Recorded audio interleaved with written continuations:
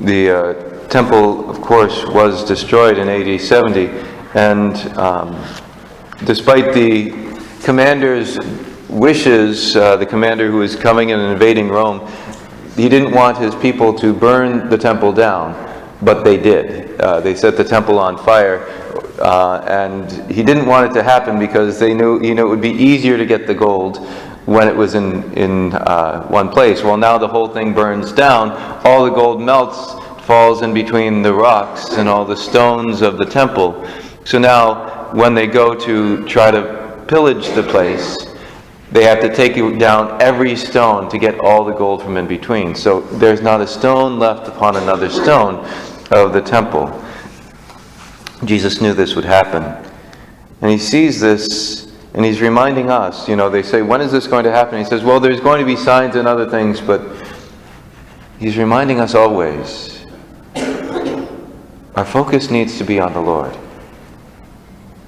on His timing. Because, when we think, for instance, about the end of time, we could think, when is the last day going to come? When is God going to come in His power? But the reality is, for most people in history, their own personal death comes before the end of the world.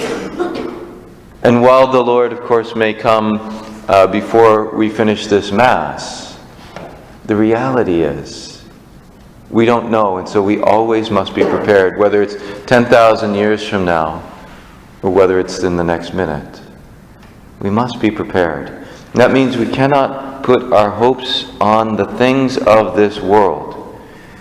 You see how this temple is adorned with costly stones and votive offerings? There'll be nothing left.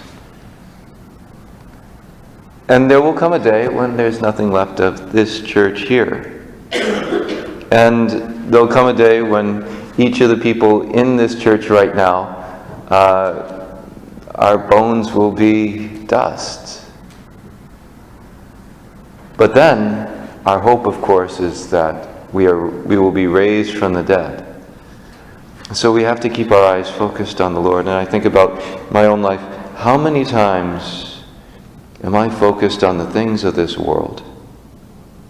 How many times when there comes this tug of war between the cares of this world and trusting Jesus, does my heart get torn apart? And yes, I trust you, Jesus, but... Well, there is no but. There is no but.